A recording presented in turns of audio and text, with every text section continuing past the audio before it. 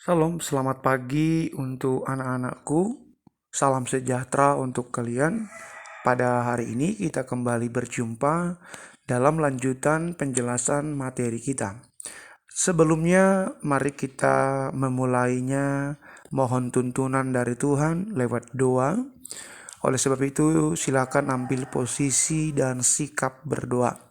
Kita berdoa. Bapa dalam sorga, terima kasih buat hari ini masih dapat perkenanan untuk melanjutkan pembelajaran kami.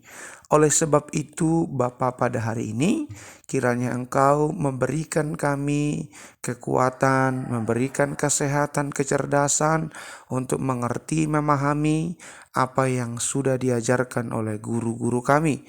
Terima kasih Tuhan, dalam nama Yesus kami berdoa dan kami mengucap syukur.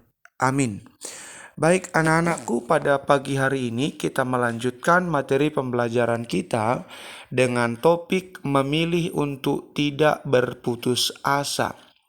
Kalau kita menyikapi kata memilih, berarti ada beberapa pilihan dan kita mengambil keputusan memilih salah satu yang tepat di antara pilihan-pilihan itu. Nah, oleh sebab itu pada pagi hari ini kita akan memahami, kita akan mengambil sikap untuk memilih.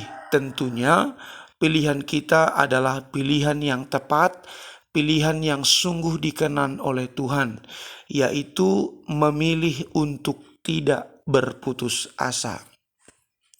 Nah, adapun yang menjadi kompetensi dasar dari materi ini adalah bahwa kalian akan memahami arti dari sikap hidup beriman dan berpengharapan. Ini masih lanjutan dari materi yang sebelumnya, bahwasanya hidup beriman dan berpengharapan itu adalah satu kesinambungan yang tidak terpisahkan. Hidup dalam iman berarti kita juga hidup dalam pengharapan.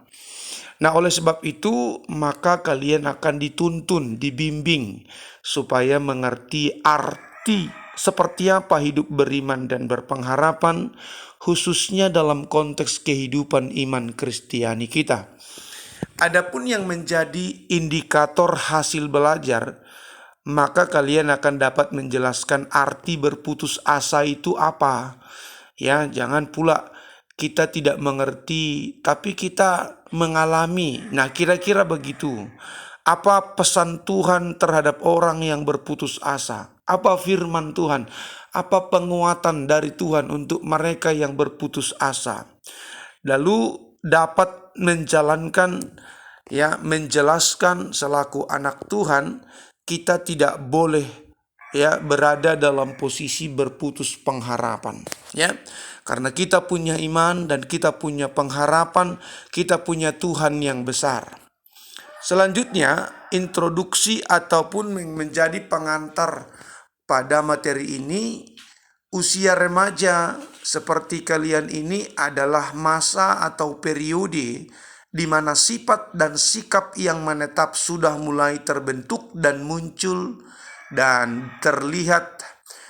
Makanya topik yang dibahas ini menjadi sangat penting untuk diketahui, dipahami, dan diimplementasi, dipraktekkan oleh peserta didik. Peserta didik diharapkan dapat mempraktekkan, menerapkan pola hidup berpengharapan dan tidak mudah berputus asa saat menghadapi problema hidup. Mereka bisa dewasa saat menghadapi saat apa yang ia harapkan tidak terjadi. Selanjutnya, cara yang dilakukan saat menghadapi kesulitan. Nah, di sini saya perlu jelaskan ada dua cara yang dilakukan oleh seseorang, dan ini adalah penelitian dari para ahli dan merumuskannya, yaitu cara fight dan flight. Fight itu mengerahkan kekuatan, energi, tenaga, dan daya semaksimal mungkin agar kesulitan itu dapat diatasi. Jadi Tipe yang pertama mengarahkan tenaga, kekuatan, potensi yang ada, mencari dukungan solusi agar masalah yang sedang dihadapi dapat diatasi. Nah, ini tipe orang yang antusias dan tentunya tipe orang yang tidak berdiam diri, tetapi dia aktif, ya. Sedangkan kebalikannya adalah flight, lari, ya. Ini tipe pengecut, lari, meninggalkan kondisi atau hal yang sulit karena memang tidak mendapatkan atau menemukan cara untuk mengatasinya. Ini tipe orang yang berputus pengharapan. Ia tidak berjuang dan berusaha mencari solusi, justru lari dari masalah. Ini tipe pengecut, mentalitinya tidak baik. Harusnya kita sebagai anak Tuhan, apapun yang terjadi, kita tetap senantiasa tegar kuat mengandalkan dan bersama dengan Tuhan. Nah, apa itu putus asa atau putus harapan? Jadi asa itu artinya harapan. Menurut Kamus Besar Bahasa Indonesia, putus asa dianggap sama artinya dengan putus harapan, yaitu situasi di mana seorang tidak memiliki harapan. Jadi orang atau individu atau siswa yang tidak memiliki harapan, terkesan hidupnya tidak ada arah. Ibarat berjalan, dia berjalan tanpa tujuan. Ia tidak punya arah dan muara kemana perjalanan ini. Jadi itu menurut Kamus Besar Bahasa Indonesia. Nah, lalu sekarang mengapa orang mengambil keputusan salah dalam hidupnya? Ya, misalkanlah di berita informasi, di televisi, media elektronik, massa, koran memberitakan ada ya orang-orang yang bunuh diri, jatuh dalam pergaulan buruk, lalu mengkonsumsi narkoba, lalu broken home dan sebagainya. Tentu jawabannya adalah mereka putus pengharapan. Mereka tidak menemukan jalan terang dalam hidupnya, sehingga mereka menceburkan diri dalam lumpur dosa, dan itu bukan menyelesaikan masalah, justru menambah masalah dalam hidupnya. Nah, mereka merasa tidak kuat lagi meneruskan hidup. Kata merasa artinya tidak punya keyakinan, merasa. Nah, harusnya kita berkata, kita yakin dan percaya Tuhan akan tolong bela kita dan Tuhan akan bawa kita keluar dari masalah yang ada. Mereka berkata merasa Tuhan jauh, merasa Tuhan sudah tinggalkan, merasa orang tua tidak sayang. Nah, itu kata merasa, mereka abu-abu. Nah, selanjutnya anak-anakku, kalau kita lihat dalam Injil Matius 6 ayat 25 sampai 34, nanti buka Alkitabmu. Di sana ada 3 pesan Tuhan untuk kita. Ya, pesan Tuhan Yesus dari ayat ini. Yang pertama, kita tidak perlu khawatir untuk makan dan minum dan pakaian. Kenapa? Karena burung di udara Tuhan pelihara, bunga di taman, bunga di padang didandani dengan begitu rupa. Nah, oleh sebab itu kita tidak perlu khawatir untuk makan, minum, dan pakaian. Kita tidak boleh putus pengharapan sebab Tuhan pasti pelihara. Yang kedua, yang utama dalam menjalani kehidupan ini adalah mencari kerajaan Allah dan kebenarannya. Matius 6 ayat 33, tetapi cari dahulu kerajaan Allah dan kebenarannya, maka segala sesuatunya akan ditambahkan kepadamu. Dan jangan dibalikkan, cari sesuatu dulu, cari dunia dulu, sisa-sisa tenaganya, baru cari Tuhan.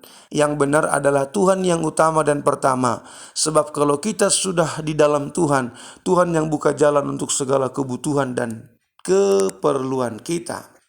Nah, bila kita mengandalkan Tuhan, hal yang kita butuhkan memang merupakan sesuatu yang kita perlukan dan untuk bertumbuh dalam mengenal Dia.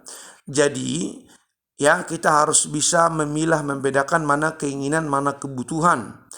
Allah pasti memberikan apa yang memang kita butuhkan. Ya, kita mesti gigih dalam meminta apa yang kita butuhkan menjadi sampai Tuhan menjawabnya. Tuhan berfirman, mintalah, carilah, dan ketoklah. Itu dalam Injil Matius 7 ayat 7. Jadi kita harus menaruh harap yang besar kepada Tuhan, meminta dalam iman, dan kita terus juga mengerjakan iman.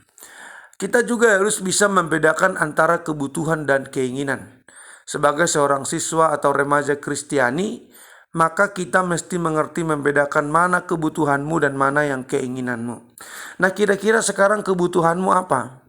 Kebutuhanmu sekarang adalah meminta hikmat dari Tuhan, supaya kau serius belajar, sungguh-sungguh belajar, mengerti firman Tuhan, tunduk patuh pada orang tua, dan takut pada Tuhan. Itu kebutuhanmu saat ini. Ya, engkau belum membutuhkan suami, belum membutuhkan istri, belum membutuhkan mobil, belum. Sekarang sebagai siswa dan anak kau membutuhkan hikmat, semangat, kesehatan. Kau membutuhkan hati yang bisa ditata, diatur, diarahkan, supaya kau jadi anak pintar, cerdas, dan takut akan Tuhan. Ya, bagi kalian yang hafal Amsal 1 ayat 7, siapa yang tahu di antara kalian? Takut akan Tuhan adalah permulaan pengetahuan, tapi orang bodoh menghina hikmat dan didikan. Jadi takut akan Tuhan akan membuat engkau cerdas dan berpengetahuan. Karena anak yang takut Tuhan tidak main-main belajar, nakku. Orang yang takut Tuhan tidak akan membantah perintah orang tua dan gurunya.